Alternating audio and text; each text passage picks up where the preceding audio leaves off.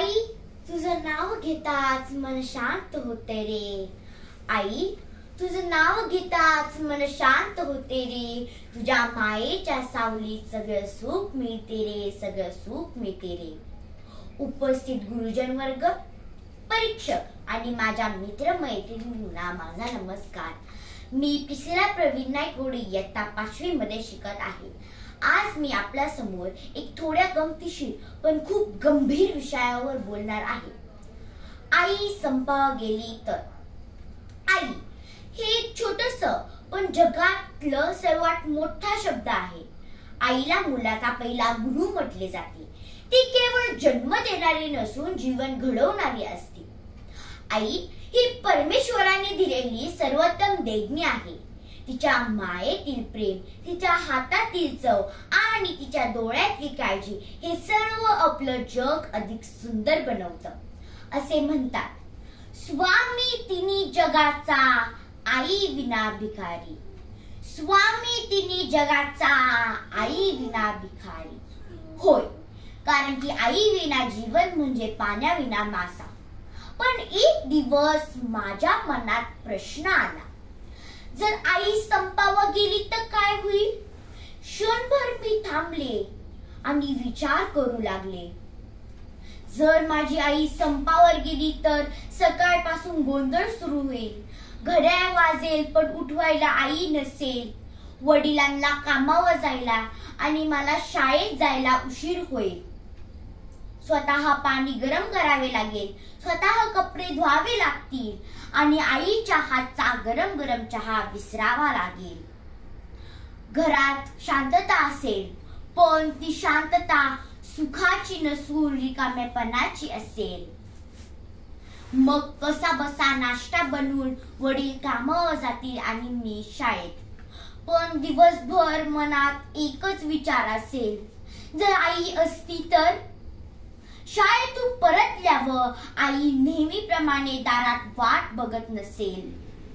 बाळा जेवण घे असा आवाज येणार नाही.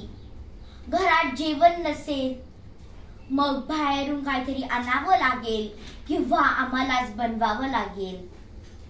स्वयंपाकघरातील पसारा, न धुतलेली भांडे सगळा अस्ताव्यस्त असेल. वडील थकलेले असतील आणि मला गृहपाठ करायचा असेल. पण आईची आठवण मनात वारंवार डोकावेल. रात्री आजारी पडली तर आईच्या मायेचा हात डोक्यावर नसेल. विक्स स्वतः लावावे लागेल, औषध स्वतः घ्यावे लागतील.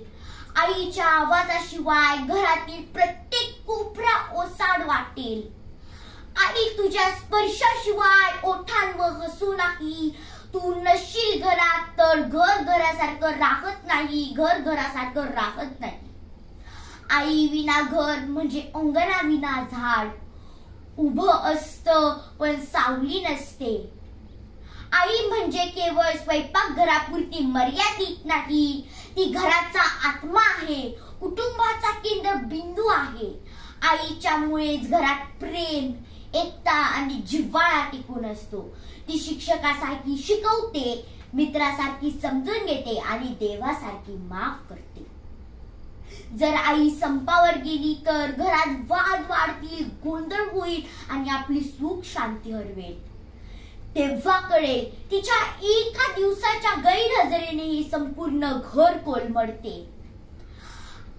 आई म्हणजे शब्द नव्हे, ती भावना आहे. तिच्या मायेतील प्रत्येक थेंबात दैवत दडले आहे, दैवत दडले आहे, दैवत दडले आहे. म्हणूनच आपण आपल्या आईचा सन्मान केला पाहिजे, तिच्यावर रागू नये आणि शक्य तितक्या घर कामात मदत केली पाहिजे. तिच्या चेहऱ्यावर हास्य फुलवणं हीच आपली खरी पूजा आहे. तर चला मित्रांनो, आई संपावर जाऊ नये म्हणून तिला वेळ द्या, आधार द्या आणि सर्वात महत्वाचं म्हणजे प्रेम द्या. कारण आईशिवाय जगणं म्हणजे घर असूनही घर न वाटणं. एक वेळ देव दिसू शकतो पण आई कधीच रुसत नाही. एक वेळ देव दिसू शकतो पण आई कधीच रुसत नाही. म्हणूनच जगातील सर्वात पवित्र नातं म्हणजे आईचं नातं, आईचं नातं, आईचं नातं. आई तुझं स्थान नाही कुठेही, आहेस माझं जग, तू नसशील तर संपलं सगळं. तुझ्याशिवाय जीवन नशिबाचं दगड, नशिबाचं दगड, नशिबाचं दगड. धन्यवाद.